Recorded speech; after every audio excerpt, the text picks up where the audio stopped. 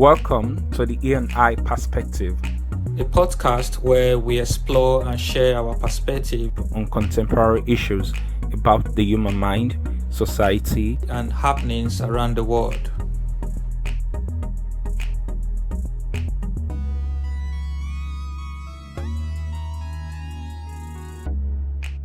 Hi guys, welcome to this episode of the E&I Perspective. My name is Izigbe, and joining me as usual is my co-host Emmanuel. Today we'll be looking at a very interesting topic, and to help us dissect the topic and through a very technical perspective on the topic, we have a special guest joining us today. So Emmanuel, what's our topic today? Yes, today we are going to be looking at the topic of climate change, energy security, and opportunities for Africa. And like IZ mentioned, we'll actually be speaking to a really interesting host today, who happens to also be a great friend. His name is Fiale Jibji Boka. And Fiale holds a PhD in electrical engineering from the University of Strathclyde, and has been doing a really amazing work around the topic of renewable energy, looking at how you integrate renewable energy into the grid. I'll let Fiale do a proper introduction of himself and tells us more about some of the interesting and amazing work that he's been doing. Fiale, really welcome to the podcast, the E&I Perspective. We are quite excited to have you today and to hear your perspective on this interesting and timely topic. Yeah, thank you, Emmanuel, and I'm very excited to be here, fulfilling the promise of Emmanuel. He has been asking me to come out for a while now, so I'm really excited to be here. And the topic is particularly interesting and timely. And I've spent the last 4 years working on renewable energy and how we can connect more renewable energy sources to our electrical systems. I have published papers on this area, and in the course of pursuing this research, I've actually gotten some good understanding of sustainability as an issue, climate change, and how the energy sector is going to play a significant role in completely decarbonizing our economy. So I think that this is something that is very important for today and for young people to understand, and I hope that we can have an interesting conversation today. Yeah, that's a good one. Thanks. So should we say Dr. Fiale or just Fiale is fine? I mean, anyone is okay. It's interesting how Fiale, you're accepting that we just call you Fiale. Yeah, I would imagine that it's taking you about 4 years to get a PhD. Yeah. And you should actually at some point enforce that people had that, just to show the sheer amount of work you put into it. I mean, I'm not stopping you. Okay, go ahead. You can call me Dr. Fiale. Okay, all right. Dr. Fiale, it's good. And I don't know if we mentioned it during the introduction, you also work in the energy sector in Nigeria. So I think you are probably placed to discuss this topic of climate change, energy security, and opportunities for Africa and Nigeria in particular. So to set the ball rolling, I think it would be good to just, if we can get kind of a roundup of what the energy situation in Africa is, and particularly if you can narrow it, then narrow it down to Nigeria. What do you think the energy situation is in Nigeria and in Africa at the moment?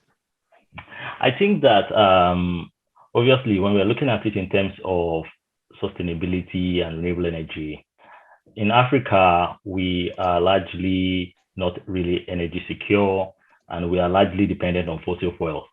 We've made some progress with renewables generally, but it has been from just people using renewables as an escape from the unreliability of the electrical grid and the energy systems. So you can see many like shops or businesses in Africa with solar systems. There are some homes where they primarily even depend on solar, and they depend on like solar with a battery combination. So generally, most African countries have not had any sort of coordinated approach to energy where they have a reliable system. That is irrespective of whether it's green or renewable or even fossil fuel. So renewable energy have sort of even made some gains, but that's just basically on the back of failure of the system being reliable. So generally, Africa still has like a long way to go with renewables, and they still have a long way to go with like energy security. Okay. So there's room for lots of improvement. Yeah, it's interesting what you are saying there, Fiali. Sorry, Dr. Fiali. It's gonna get me. It's gonna take a while for me to get used to that, you know. Yeah, I think I particularly found that interesting when you said that, you know, a lot of the renewable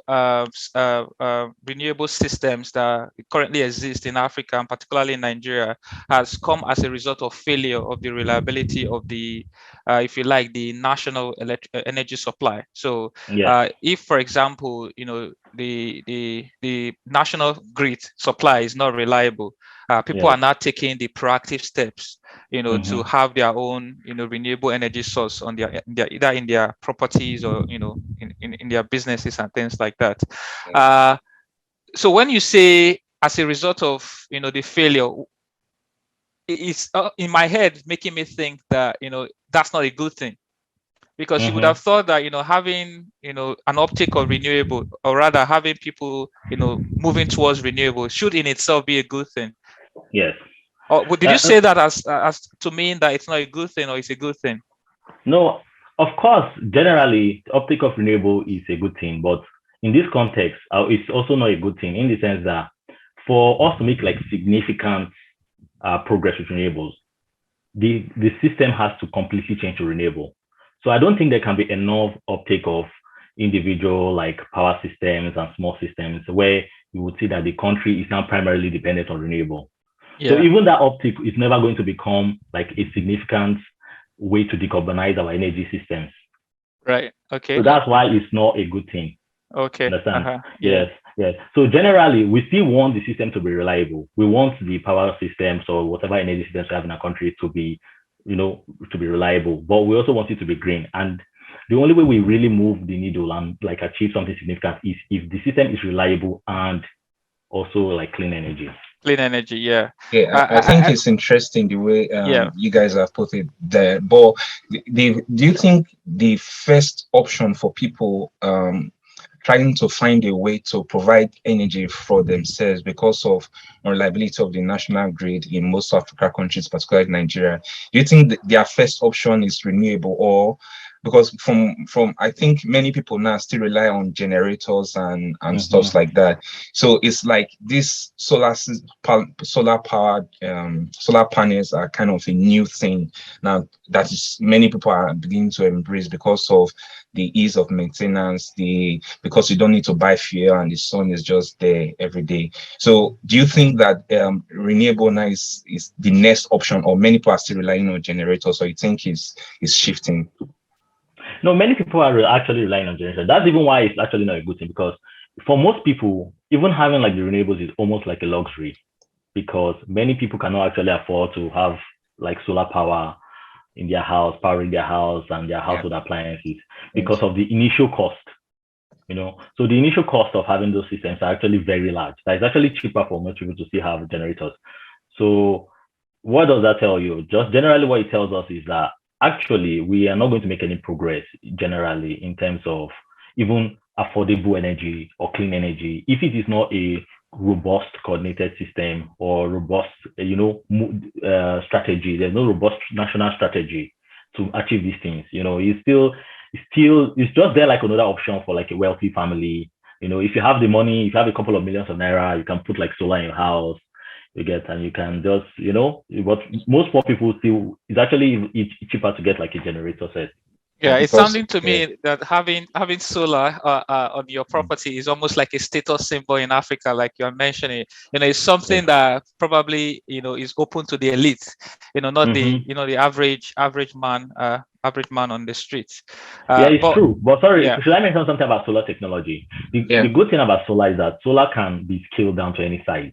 Yes. Okay. So there's no like fixed size of solar. So because of that, even though it's for the elite, even if a low-income household, for example, have something like they particularly need to power, they can actually get a very small scale power to do certain things.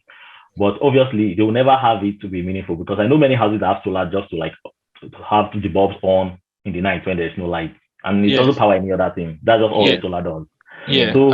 So that solar has that advantage, but still, we need like some really robust strategy to drive down the prices of these things. Yeah, so that yeah. more people can afford it. And I think it's a really strong point you made there about, solar being, really, really flexible and, in terms of scalability, how far you can scale it either up or down. And it just Yeah. reminds me, so many years ago, as a young student studying, in the university, where, it's really common for you to see very interesting, light fittings made from solar, really small light, in a light source that have a really small panel at the back of it, or at the top is, there are so many of such in the local market that you can easily buy. You just have to keep it outside during the day to And I charge up. think, yeah, a Yeah. lot of companies now, some companies are kind of investing because they know that there's like shortage of power supply. The power deficit in Nigeria is very huge. So a lot of Yeah. companies are looking for a way to kind of help small businesses, like have More these businesses. solar Yeah. panel you can just use to Yeah. power your laptop or power your light bulbs or power even as basic amenities like street lighting communities. Street lights, yeah, exactly. Yeah. And I think that's something we're probably going to come to a little bit later when we start to look at the economics of of everything. all of this and how viable the market is in Africa, just given the sheer amount of shortage of energy, energy supply that or if you like, almost in the state of energy crisis that we have in Africa. But just before we go on, I know Fiale, in you trying to explain some of these terms, or rather answer to some of these questions, you have used some of these terms that I would appreciate if it was possible for you to maybe just throw a little bit more light on, for just the sake of our listeners. I'm a little bit familiar with some of these terms, but not to a great degree. And I would also imagine that some of our listeners might also struggle a little bit, understanding some of these technical terms. Two particular ones are, for example, energy security, and then the whole idea of decarbonizing the energy system. If you really wanted, I don't know if you could take maybe just a minute to, really just say a little bit what energy security is and why it's important for energy to even be clean, or why do we even want to decarbonize our energy system? Okay. Let me start by, I'm going to add some terms that you didn't talk about so that like going forward, we're going to use them a lot. For example, I'll start with like renewable. When we say we want like a renewable energy source, is generally we get all forms of our renewable from some natural resource. Mostly we get it from like coal or petroleum. And when we get this in from the earth, we've removed something from the earth. So how does those petroleum get there? It gets down from those crude oil, for example, is formed with like many years of fossil on the ground that eventually like turns to crude oil. But that does not get replaced quickly enough. So when that thing doesn't get replaced quickly enough, we say that energy source is not renewable. But then when we say something is renewable, we mean that it can be replenished in a human time scale. So for example, let's say we get energy from the sun. There is the sun tomorrow. You know what I'm saying? Yeah. We're not exhausting the sun. So it's always there. We just get as much energy as we need. So same thing too with the wind. The wind is always there. When you get your money tomorrow, we're going to have the wind again. So that's why. So those energy sources are classified as renewable. So those energy sources where like the main resource is renewable in like a human time scale. Right. Okay. Yeah, because even fossil fuels are renewable in a way, but they're not renewable in a human time scale because this might take like thousands of years for like for like fossil to turn to like crude oil. Yeah, that makes sense. Yeah. Yeah. So when we say renewable, then we're talking about energy that you can, that the resource is renewed quickly enough for it to be meaningful. So we're not wasting it. It's always there because when you use it, it's going to be there again. Yeah. And then I'm going to talk about like clean energy. So when we're talking about clean energy, is that from all our energy sources, some energy sources give out some gases that those gases cause something called greenhouse effect, and that greenhouse effect trap heat in the earth. When the sun when heat from the sun reaches the earth, some of it is reflected back, but those gases prevent that heat from like leaving the earth's atmosphere, and so it's trapped in the atmosphere of the earth and then warms the earth. So when we say clean energy, we're talking about energy sources that does not give out any gas that causes this increase in temperature of the earth. Yeah. You understand? So most of our petroleum based energy release CO2. CO2 is a very common greenhouse gas. That's why most people say decarbonization. You understand? So when we're talking about decarbonization of the grid, so they're trying to say we want an energy system that does not have a significant amount of sources that release CO2 to the environment because of the detrimental environmental factors. Yes. So when we're talking about energy security is just us saying that we are, in terms of like a country, we're able to guarantee that there's like going to be reliable energy and consistent energy for people whenever they need it and at a decent price and they can afford it. So that's what my energy security is. That it's just a guarantee that your energy is going to be available when you need it and you can afford it. Right. Okay. Yeah, I think that kind of leads us into the next part of this conversation, because you talked about renewable greenhouse effect and the need to decarbonize systems and decarbonize our energy systems. And if you, based on our topic today, we are looking at climate change, energy security, and opportunities for Africa. So that whole concept of trying to have clean energy and trying to reduce the temperature rise in the earth overall, I think that kind of leads to what climate change is all about. So if you want to kind of link all what you have said in terms of how it affects climate change or how it relates to climate change. Yeah, so generally when you're talking about this topic, somebody may be wondering like, why are we even talking about renewable when we have like oil and nobody has said the oil is getting exhausted or crude, we're running out of crude. Why is everybody talking about renewable? And it's because of what I just explained, which is some energy sources give out greenhouse gases, particularly CO2, which causes the heat to be trapped in the earth and increases the temperature of the earth overall. So the reason why this is actually a very, very big issue is because when the surface temperature of the earth changes, it affects so many things in the air, in the world. And even though people don't pay attention to it sometimes, but it affects weather, it affects what crops that we can grow, it affects weather pattern, it affects even the intensity, and frequency of some climate events, like tornadoes and all these events. They are actually affected by the temperature of the earth. So we are already observing that, wait a minute, a lot of environmental disasters are actually increasing in frequency and intensity because of climate change. Scientists have observed these things, and scientists have been able to tie this into the increase in CO2 or greenhouse gases in the atmosphere. So they are now saying, wow, this thing is changing so fast and it can have catastrophic consequences. We need to avoid these catastrophic consequences. We need to make sure we don't get to a point where, obviously like apocalypse. So obviously it seems perfect, but by the time as a scientist, you look at the things that will possibly happen, it's like apocalypse where there's like famine and, there's droughts and, people are fighting over water and resources and land. Yeah. So people have said that because we want to avoid that sort of situation, we need to leave energy sources that add greenhouse gas to the atmosphere. We need to look for sustainable and clean energy sources. So these are the main reasons why most people now have heard about like climate change, renewable energy, why there's a lot of buzz about it. So it's not really because maybe oil is like getting finished or something. It's really because we're trying to avoid some sort of environmental disaster. I think for a country like Nigeria, that would need a lot of convincing because, like you rightly made, Nigeria is kind of blessed with abundant oil and gas resources. So it will need a lot of convincing to make people see the light that, okay, this climate change is real. And if we continue to do things the way we currently do and rely on just fossil fuels, the impact is that it's going to affect our environment, and at the end of the day, there may be not as a result of farming, and even changing weather patterns. Now it's affecting a lot of farmers because you are not able to plan the way you used to plan because of the change in weather patterns. So, what will you say are the practical, if you just kind of itemize like 1, 2, 3, 4 practical impact that you think climate change is having that people can easily relate with today in Nigeria and in Africa? Yes, I think that a huge part of even addressing this issue has to do with people understanding that this is an important issue.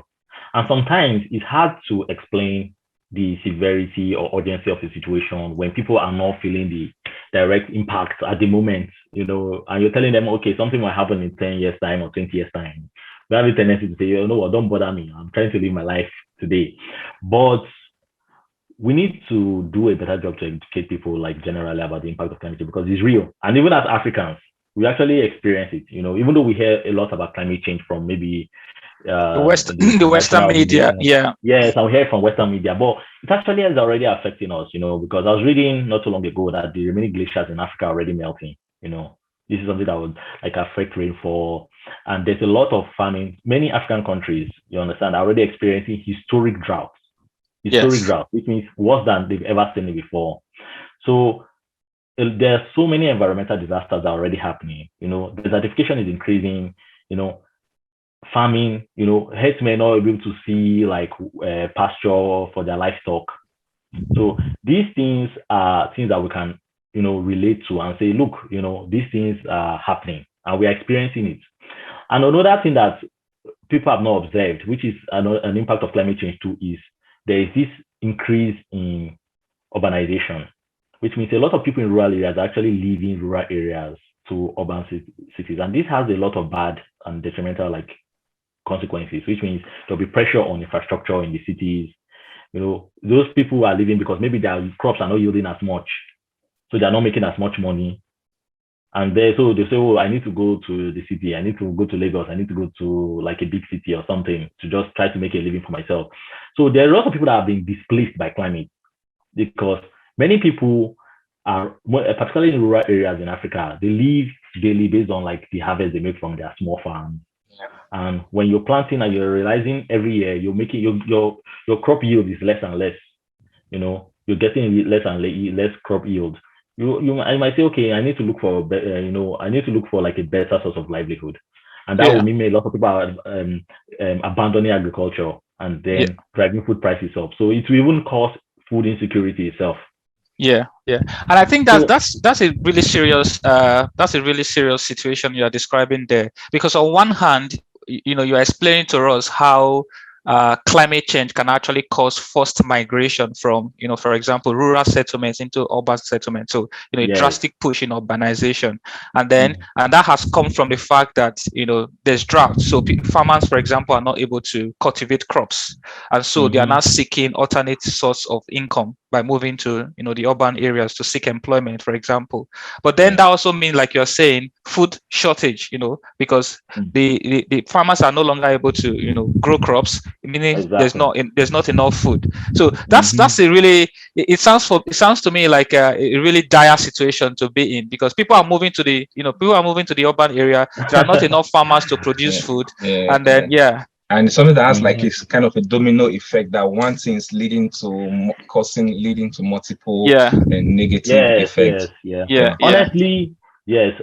Like this is what people have seen would happen, and even though it may not be happening at the scale that we're trying to avoid prevent, but it's actually happening. These things I'm saying, they're not things I'm saying will happen.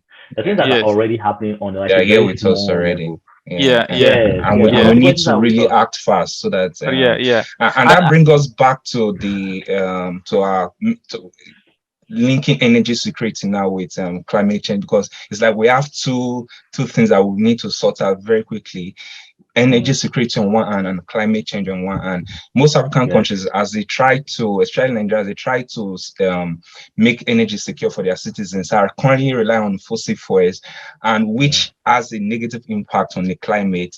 So I think it would be really hard to convince maybe politicians in Nigeria or Nigerian policymakers to abandon fossil fuels. But if you go to the Western world, I think there's already a lot of shift towards cleaner energy, towards more renewable energy sources. And even many of the car manufacturers, many of the oil companies are already making like commitment to say by the year 2050, we don't want to be producing cars that uses diesel or petrol anymore. So do you think that with all these things that are happening, especially with the Western world taking a stance against fossil fuels, where do you see Africa in all of this? Do you think that Africa is being left behind, or does Africa has a moral justification to not to follow this path, irrespective of the negative effects of climate change? Yes. Okay. One thing I would say is that sometimes it's very easy to get outraged as an African to say, like, a lot of countries built their economy on the back of cheap fossil fuels, particularly coal. So they generated a lot of cheap energy from coal and built industries and developed. And so it's now like a bit like easy for them to say, oh, we want to leave this and want to transition. And you say, oh, Africa, we need to develop and we need cheap we need cheap energy. And we have this, natural oil and gas right in our backyard. Yes. But one thing I'll say is because of the globalization and how interdependent modern economics is, it's very hard for Africa to say they are not going to transition or they will not pay attention to how this shift is going to affect them. Because whether or not, like you mentioned now, many of the car manufacturers are telling you that they're not going to make petrol cars or diesel cars anymore. Who is going to affect us? Because most of like our cars, we don't have any significant car industry in like Nigeria, and I doubt that's the case for most African countries. Yeah. You're going to import, like which cars are you going to import? You're going to have to import electric cars. Definitely, Africa has no option but to import electric cars in the future, because once all the major manufacturers shift from manufacturing petrol cars, you would have to buy electric cars. Secondly, even though we are a petrol dependent like economy, or like our energy systems are fossil fuel dominated, one thing we realize is that we still depend a lot on external like institutions and companies to help us harness those fossil fuels. Like Nigeria has so many international companies that drill oil in the country. These companies themselves are making pledges that they're going to get out of fossil business. And when you think about it, many international funding organizations, for example, might get loans from like World Bank or IMF for like, building power plants or something. The World Bank itself has already stopped from giving funds or loans to build like carbon, any energy system that is going to increase like that will have like carbon dioxide as like a byproduct, or they're not going to fund those projects. So you can see that even accessing finance for those projects would already be a challenge.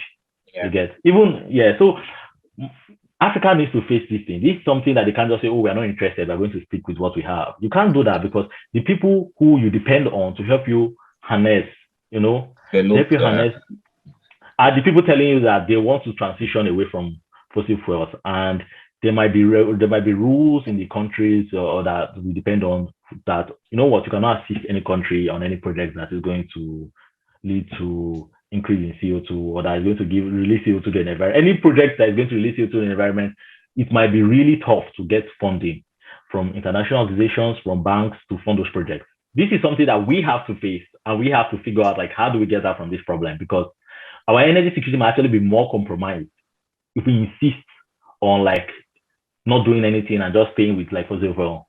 Yeah. I actually wanted us to even look at this just a little bit further. Looking at, for example, you've tried to explain to us the position Africa currently is in terms of the energy landscape in Africa, and also the need for Africa to really get serious, about the effect of climate change, on its environment, and through looking at its energy systems. But I would like us to spend just a little bit more time looking at, how Africa, in really realistic terms, can start that journey of transitioning. I think it's interesting how you touched on the fact that, if you look at the Western economy and the industrialization that has happened in the West, over the last century, and how a lot of that can be credited to cheap, energy, for example, conventional source of energy. And I think that was really what was instrumental during the Industrial Revolution. And now we've got to a point where, to a distant extent, the Western economy is quite stable and mature, right? And so there's some way there's the leeway for them to be able to explore these newer options. But for Africa, it's really not the case, because Africa has not made as much progress, industrially as compared to the West. And like you are saying, for Africa to be able to make that huge leap in industrial, development, we need energy, and we need it, actually cheap.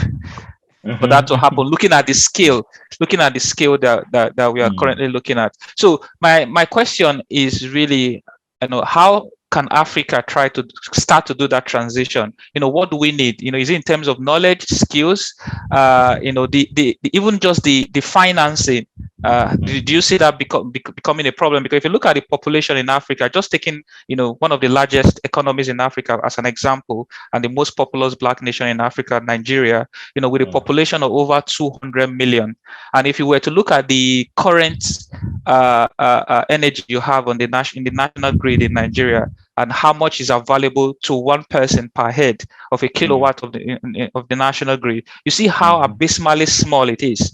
Now, getting such an economy as Nigeria to a point where there's adequate energy security in the way you were defining it earlier, how do you think Nigeria can start to make that shift, practically away from fossil fuel? Because even with fossil fuel, we are still really struggling, to make energy and energy available. How do you think we can really transition, in terms of in terms of knowledge, skills, and the likes of it? And also, if you could also maybe touch on when you were, I know you were mentioning earlier how whether Africa likes it or not, we would have to still make that shift, because it's almost as if other countries are going to pull us by our bootstraps along the way, But for that to happen, do you think there has to be some kind of global policy or sanctioning put in place to ensure that there's a collective buy-in into all of this? Because at the end of the day, Africa has always been a dumping ground for a lot of the remnants from the West.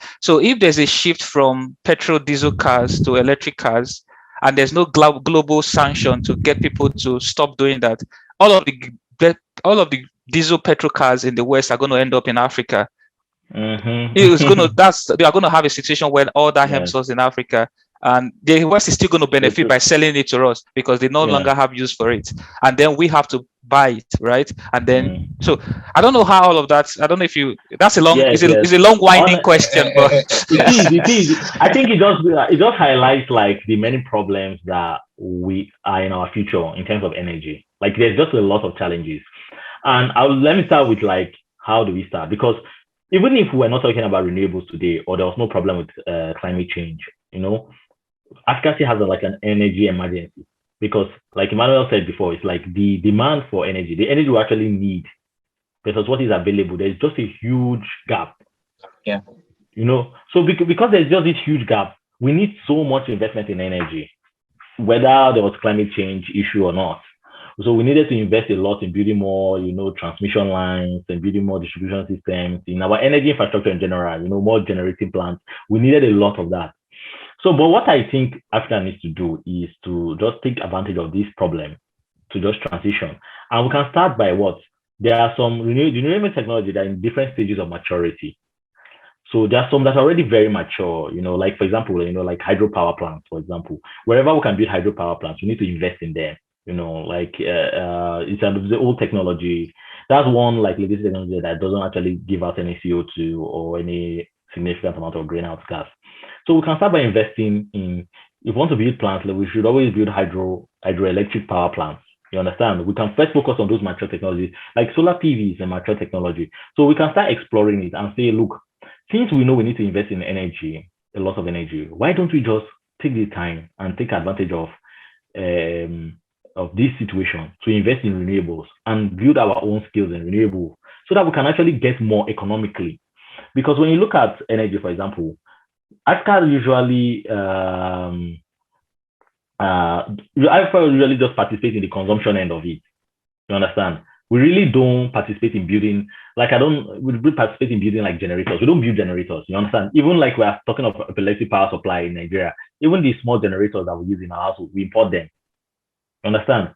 So I can say, you know what? Why don't we invest in renewables in such a way that we can even participate in multiple levels of, of the value chain?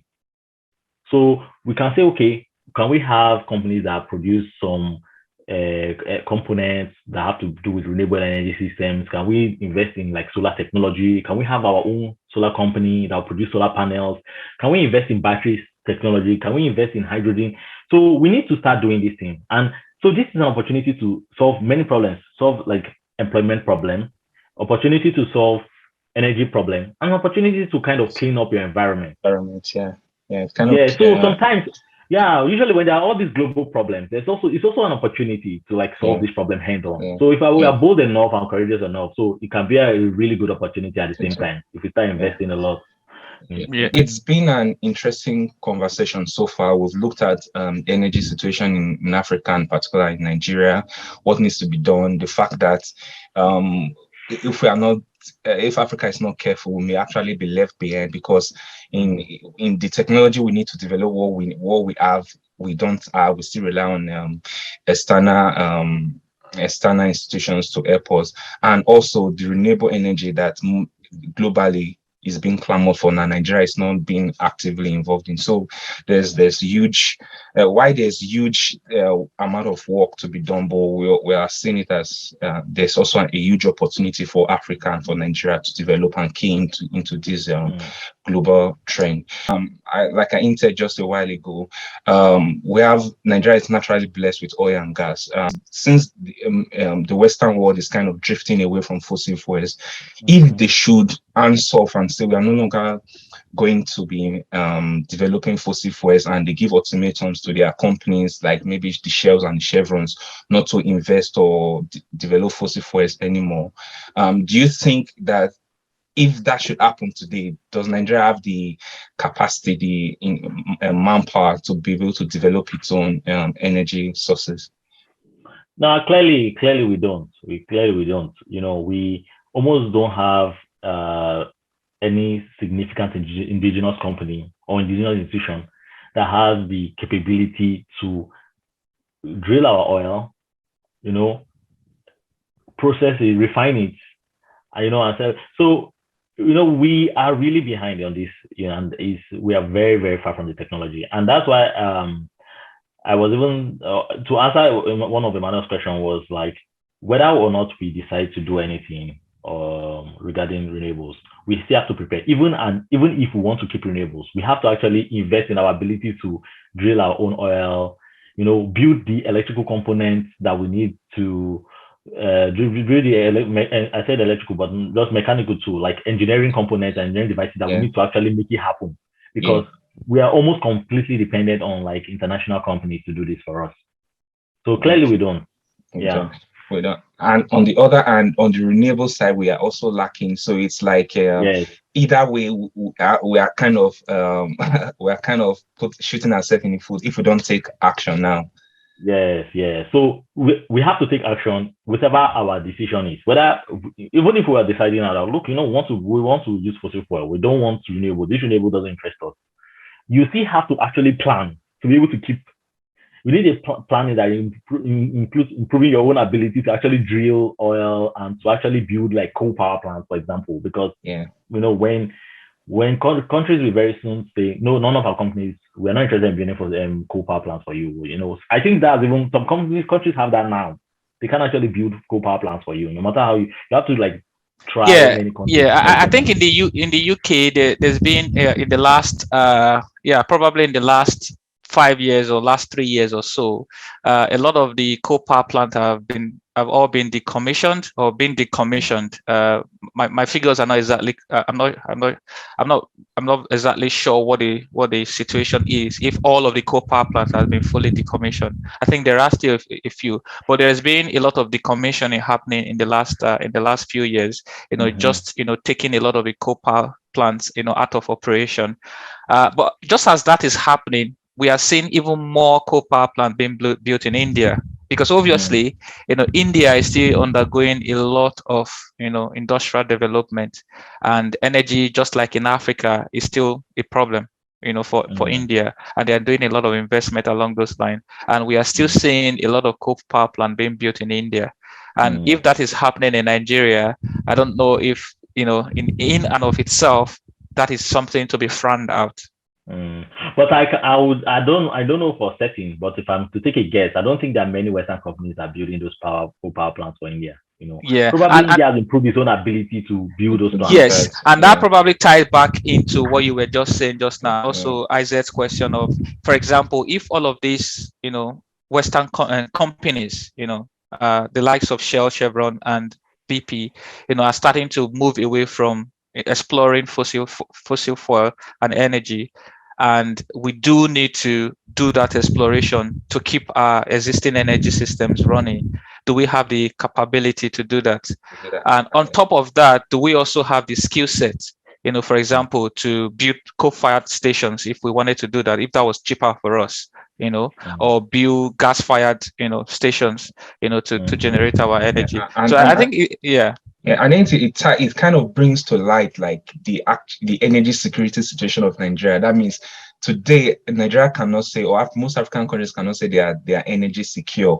One, because you don't have enough energy, and two, because you are not totally energy independent in terms of the technology to run what you currently have today. So, for example, if the Western countries and their companies decide to arm up today, many African countries will be left in limbo, and we not know what to do even with what they have currently. So I think in that sense, a lot of African countries and even Nigeria are not kind of energy secure, energy independent. Yeah, and I think if African government has any ounce of sense, they could probably start to look at the current situation that is happening with Ukraine crisis, with the conflict in Ukraine with Russia, and how, for example, some countries in Europe are waking up to the fact that energy security is a big concern. For example, if Russia is to stop their gas supply to a lot of Europe, how is Europe able to sustain their energy supply, their gas supply, and economically catastrophic. It's economic, the economic catastrophe that can come from that. And I think that's the same way African economies need to start to look at this. If it comes to the point where we are not able to get the resources, both in manpower, in material supply, and even in financing that we get from the West, how do we survive, as a continent, and across the different countries in Africa? But I think it's really, really a good thing to talk about and to start to really create that indulgence and education. Yeah, I agree. Yeah. Okay, cool. We've seen climate change and the need to act now. We've seen energy security and the need to act now. And we've seen that these two are very much intertwined because the way energy is being developed affects climate change, and climate change has an impact on the environment that also affect the ability of a country to be able to continue to develop. So they are all kind of intertwined. And this kind of poses a very big challenge for African countries. And if we need to move forward, this needs to be addressed. So Fiali, what do you think in your experience or in your opinion would be the way forward in terms of this? One, do you think African countries should abandon fossil fuel now? Should it, or what do you think they should do? Yes, so in my opinion, I am a very big advocate for renewables. I believe that it is just wise for us to take it serious now, because this is why, even though this is a huge problem, like you were talking of now, like how all these problems are intertwined with the environment, even though this problem is there, it also presents an opportunity. And that opportunity is to like correct a mistake, which means, for example, look at our poor energy infrastructure generally. So we need to correct that. So instead of correcting that by investing in like more, let's say more coal power plants or more gas power plants, we can invest it in like more like solar PV power plants, there's solar thermal, there are different kinds of solar technologies. There are many clean energy technologies. We can invest in research, we can invest in development, we can invest in there's so many things that we can invest in that would actually give us benefit beyond even just the energy itself, that will have like secondary economic benefit, So this investment is wise to do it now, like that. We are not too, obviously we are behind in terms of like renewable energy technology, but it's not like we are not 100 years behind. The way would be with like, let's say building a gas power plant, for example. Many countries have more than 100 years experience of building gas power plants. So you can't compete with them on that. But you know what we can compete with them on? We can compete with them on solar cell design. Understand? So I understand these things, and I understand that this is not something that you say you can't do because somebody has been doing it for 10 years. You can actually catch up. We've seen many countries that were not, like in terms of the technology, you couldn't reckon with them as like a place that is very advanced in certain things, but in certain technology. But in many renewable technologies, you understand, like China, many solar PV manufacturers, some of the best solar cells. and designed by Chinese engineers and scientists, and they manufacture it there.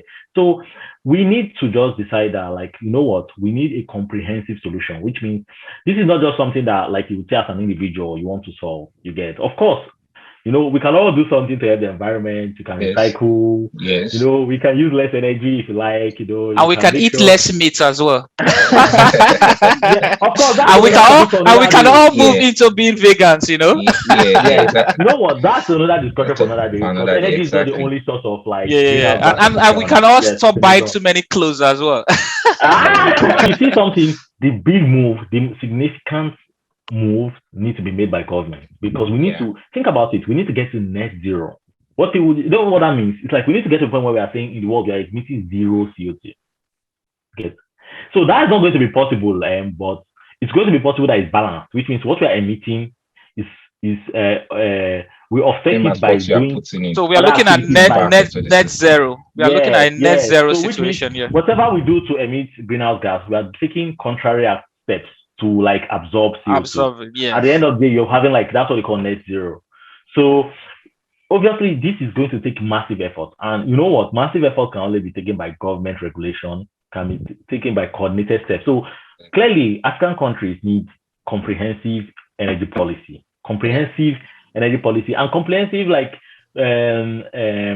climate policy, which means even going beyond energy. It's like we need to find ways to invest in the technology. We need to find ways to invest in the skill, in training people, in funding research, so that we can help ourselves, like, make that huge leap, you know, because every country now, like Nigeria signed the Paris Climate Agreement.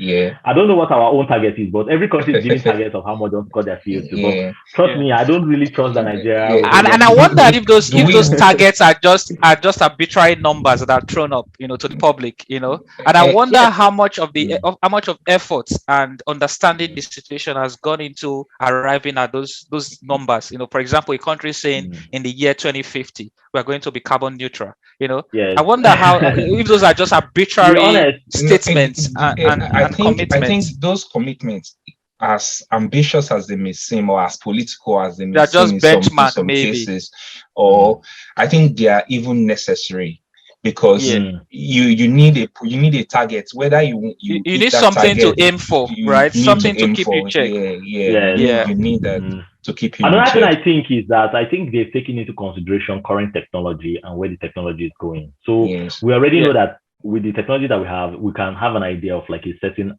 amount of CO2 we can cut by a certain time. So some technologies, even though it's ambitious, you know, because we can, what we think, because it's just like when you talk to people about this climate change, technically, we don't even know how to operate a grid that's 100% like solar and wind, because there's a lot of intermittency there and there's a lot of stability issues.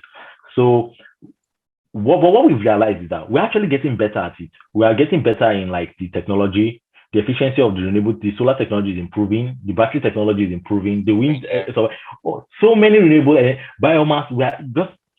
What we've just learned is that once we decided that something is a problem, like, we are human beings, we're so amazing at coming out with solutions. You understand? So if you have now where we are, if you have told some people 20 years ago that the renewable energy technology that we have today would have it to solve climate change, they wouldn't believe it. But research, investments, and everything in the right places can do wonders. And you mentioned something earlier that in addition to research and investment, what you need, like, a very key factor is will from especially the government to be able to take this and say, no, we need to solve this. And when like the Paris Agreement, I think it's very well celebrated worldwide among climatology and people that are really interested in solving the climate issue as a landmark agreement, because it kind of shed light on the problem and ways in which people can begin to solve it. Now, coming back to what we said, because one of the things you mentioned is that the way forward we see out of this is for African countries to have, like, a renewable energy policy. I don't know if you can, within 30 seconds, just hit like 2-3 key parts of that policy. What, in your opinion, what do you think 2 or 3 key aspects of that policy should be?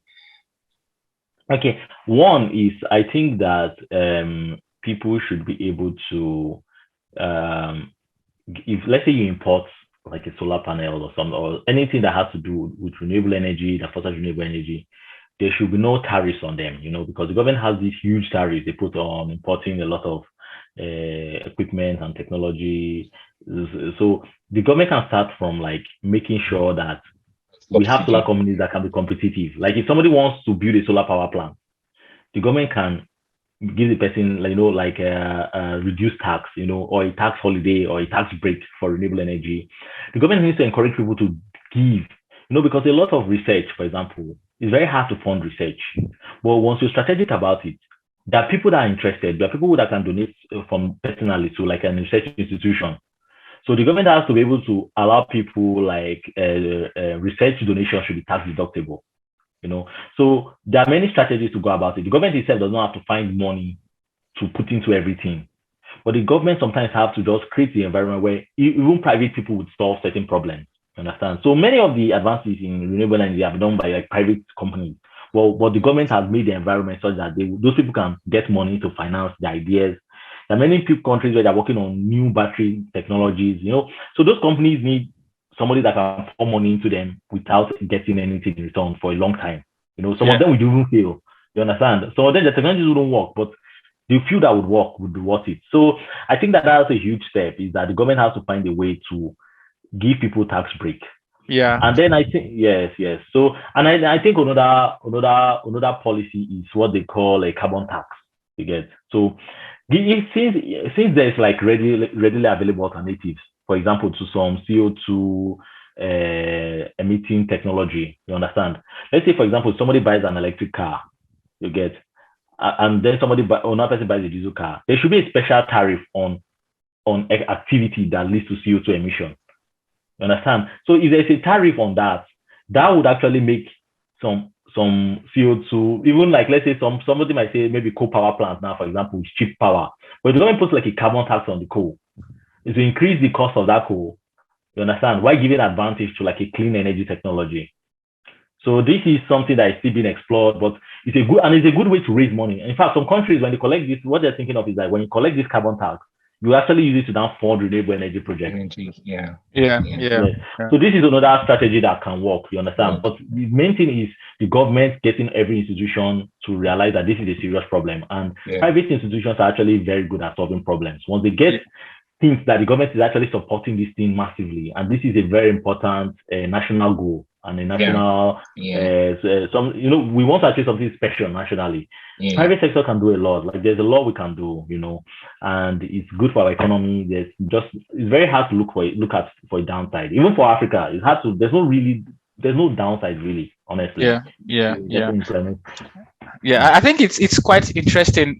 One of the solutions or proposal you put up there, which is using a smart kind of tariff incentive kind of system, and I think that's what a lot of countries are doing. Even in the UK, there's a lot of incentive, through incentive in government policies to sort of encourage people who are investing and building systems around renewable. For example, even electric vehicles, if you were to own an electric vehicle, you are not paying road tax. There's just a lot of incentive. Government, give you money to buy your chargers, and and sometimes government even give you part of the money in actually procuring the car.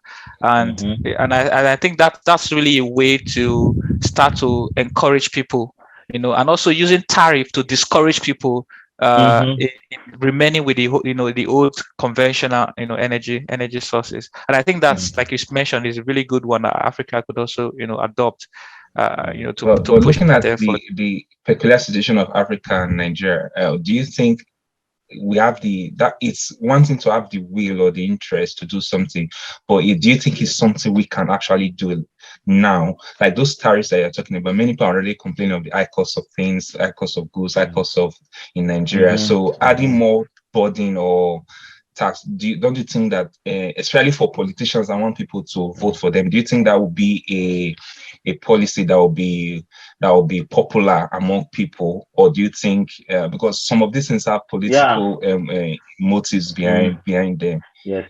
So to be honest with you, I just threw that as a generally good idea, but I don't know if Nigeria is ready for, like, let's say tariff. But what Nigeria clearly can do, because obviously depending on a peculiar situation, not every solution is best for you. Yeah. Well, for example, now Nigeria can invest in renewable energy.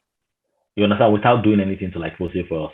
Let the technology mature, and when it gets to a point where there is like a comparable alternative and competitive as well in terms of cost and everything. Exactly. So let's say now where we have like a robust solar industry, we have hydropower.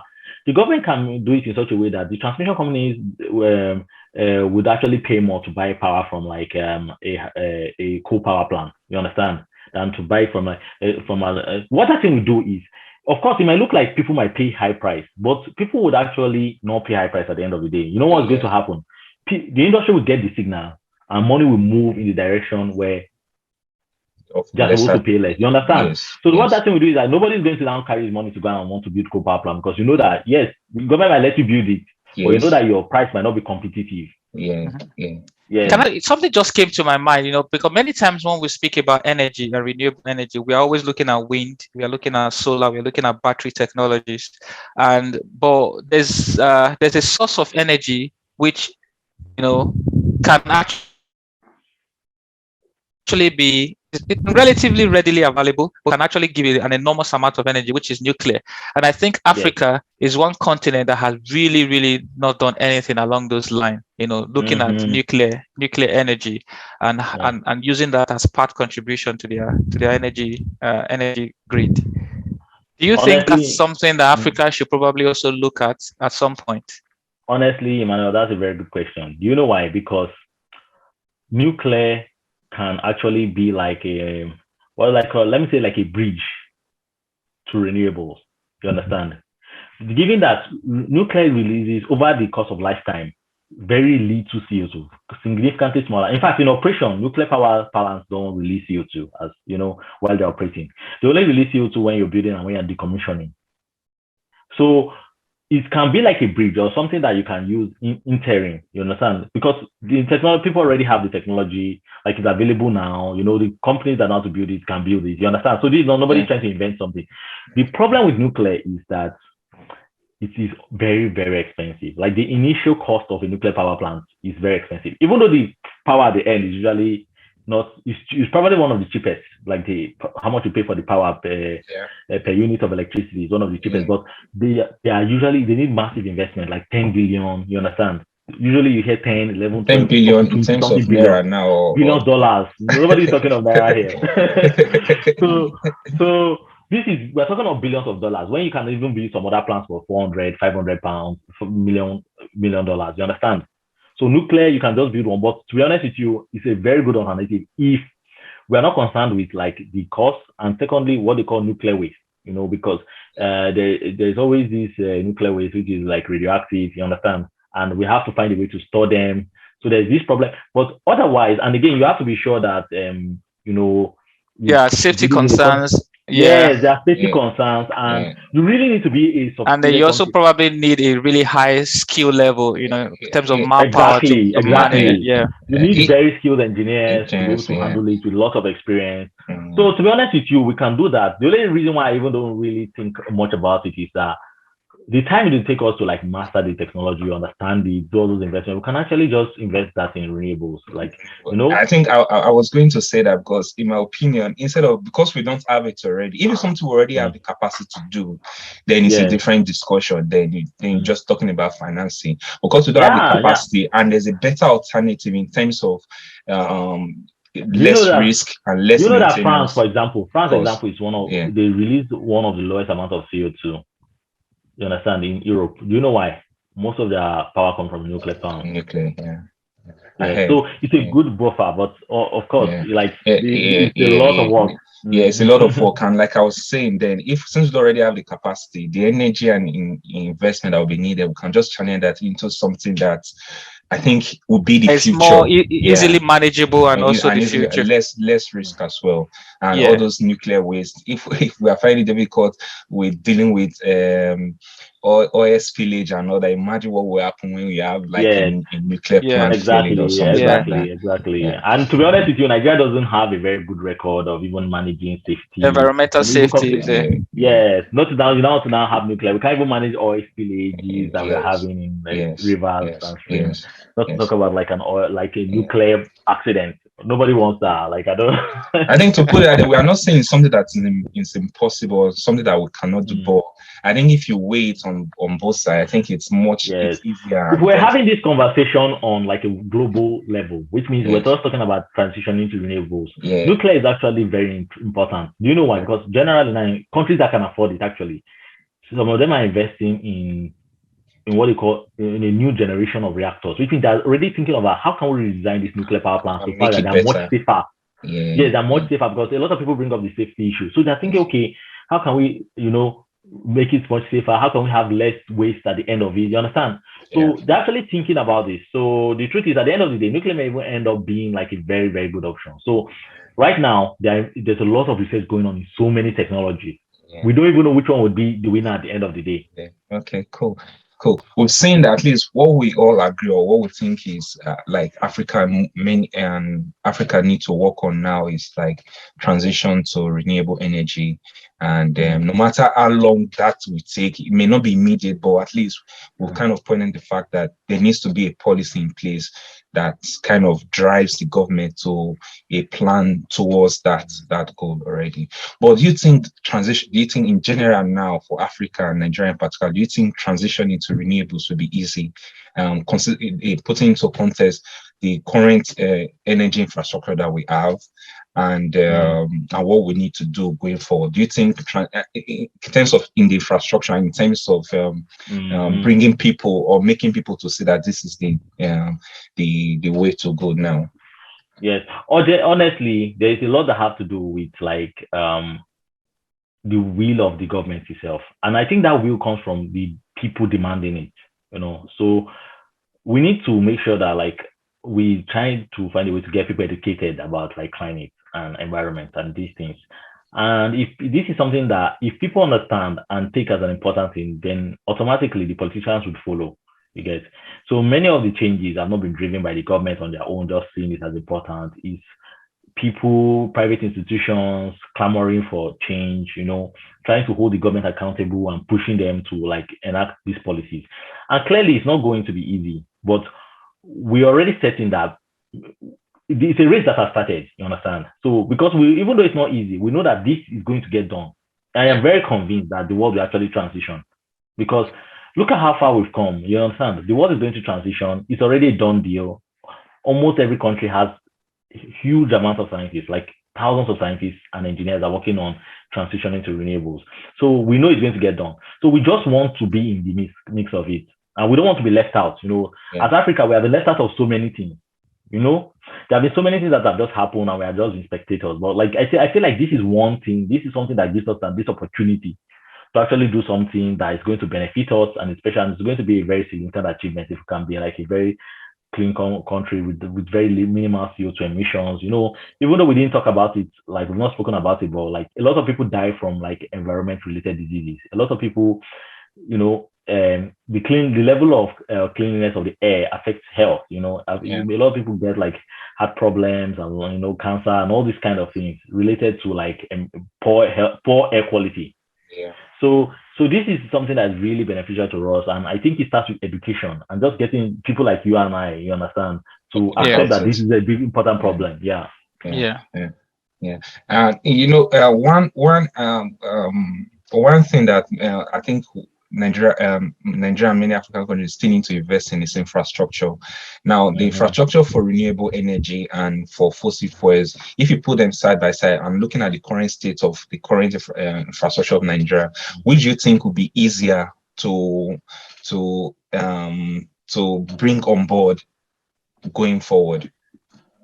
Yes, honestly, it's true, particularly because when you have a significant amount of renewable, the way you operate your grid is different. You need to train engineers. You have to have new, operation techniques. You need to learn these things. So, of course, in a sense, you might think that it's just easier because we bringing in traditional technology because you bring in something that's already matured. Like we already know how to how to build these things. Like it's well known how to build and install like traditional electricity infrastructure.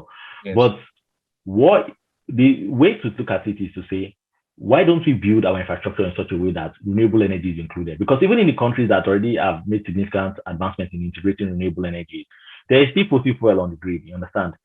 So there's no point building without giving serious consideration to renewables. Why? Because we would eventually still need to make that change. We'll need to make that investment for renewables in the future. So of course it's different, but people are, well, there are many engineers in many countries already understand this problem. They know how to build it. You get, so apart from really, the main difference is really in the operation of the system with significant renewables, which means you just need to have new control systems. But otherwise, it's the same thing. Like the transmission for the renewables is the same. And yeah, so there's challenge and there's differences, but it's not something that we can manage. And I think looking at the grid itself, I think for renewables, because if you look at Nigeria as a case study now, not the percentage of people connected to the national grid, you can argue that is more, it's less than people on the national that are connected to the national grid. So and for renewable work in a way that it works in a way that that allows you to decentralize the system and avoid cases where you can have like a total failure on the entire grid because they are all decentralized. So the renewable energy kind of offers that advantage in the sense that because many people are not connected to the grid, you can just build like different sources of renewable energy for different on a community level that they can have their own grid and then connect to that grid and instead of connecting to the national grid. What they call grid. Mini grids, yes. And those things can take advantage of local resources. And that's the good thing about renewables is that every region has like different renewable resources. You understand? Which means you go to some place they don't have wind, but they have solar. You go to another place, they might have geothermal energy. They might not have solar or wind, so everybody has different renewable resources. So why mini grids are even becoming more popular these days is like, you know what, instead of having this central system where we have to deploy resources from one place to another place, why don't we just have like a combination of very small grids that use the local resource? Understand? So let's say a place has a lot of like wind, of course they're going to have like wind power plants. And that's another good thing about renewables is that we can if we become good at it, you don't even have to focus on only your country or something. You can actually sell it to whoever needs it at a particular time. You can sell to another country if you have excess energy in your own country. So obviously it depends on how Nigerian governments and African governments see it, but we can actually have something like a super grid, what I'm saying, which means we are connected across, let's say, the whole West Africa. You get, so if one area generating excess energy, they can sell to another country. They can, we can sell across each other. So there are many strategies that we can use to kind of secure ourselves. Yeah. And I think that's a practice that is becoming more and more common across the energy infrastructure in Europe, through something called the interconnectors, where you have some kind of interconnecting system that exists between, the national grid, in different countries in Europe, which the UK is also now fully connected onto. And I think, like you're mentioning there, it's one of the ways, the issues around energy security is being dealt with, in Europe. And I think that's what Africa can also look to do. Yeah, we can learn from that. Yes. So let's say there's like a lot of wind energy in the UK, and the UK grid doesn't need it. The demand is not to the point where they need that energy. They can send it to another country. They can send it to another country in Europe, and so that kind of makes renewable energy investment better. You get, so you don't have to get worried about like, can I always sell the energy? You get. Wow, it's been interesting. I think from what we can see is that there's huge potential for development of this renewable energy in Africa, because one thing for sure, we have this abundance of sunlight, and I think Elon Musk made an interesting illustration that the solar panels that you need to power the entire world that solar panels on the Sahara alone might be enough to power the entire world, irrespective whether how accurate that is. It's a topic for another discussion, but I think what the message that sends is that we have enough in terms of renewable energy to be able to be able to allow us transition totally from fossil fuels. It's been a very interesting conversation so far, talking about climate change and how it's related to energy security and the opportunities that are available for African countries within that context. We've seen that there's a huge potential for Africa, and there's an opportunity for Africa to be able to catch up. Since the development of this technology are still relatively new, Africa can easily catch up and be a major player in this industry. So Fiali, I don't know if you can just very quickly summarize what we've talked about so far and kind of give your parting words that people can actually ponder upon as they go. Yeah, so I think I would just go by saying, like, a lot of people probably have heard about climate change, whether it's something you really understand what they're talking about or not, but you must hear a lot of international meetings on renewable energy, climate change. One thing we should understand is that it's true that climate change is happening and it's going to affect everybody. Whether we've contributed to it or not is not very relevant to the fact that we are going to actually experience the consequences, some of which we're already experiencing, and if we do not address, would actually worsen with time. So an important part of that is making sure that our energy is clean. And currently, we've not had any significant investment in clean energy, but we can look at this as an opportunity to create jobs and promote economic growth and just achieve energy security. So what you can do, obviously, is to say, you know what, I need to generally understand this problem so that I can know what policy or ideas to support when the government is trying to implement energy policy. I know what to advocate for. So if you understand this thing now, you can tell when the government is proposing a bad idea or the government is proposing a good idea. So I think that's just a little thing that you can do yourself, is to just understand this problem and just be educated on the issue. And I think that it's an opportunity for us. It's an opportunity for us, and just whenever you can, whether you're voting or something. So this is something to think about, and you know what to advocate for when the time comes. Yeah.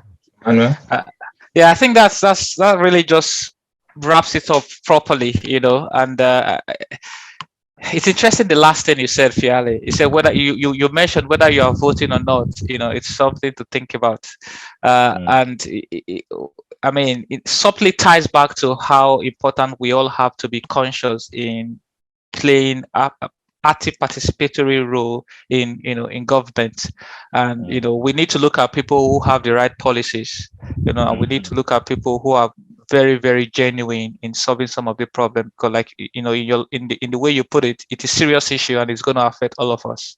And I think, that's quite important. For me, I think the issues we've discussed today, climate change and energy security, you may see them as big words, as technical words, as jargons, but it actually affects you. It affects us more than you more than you can imagine.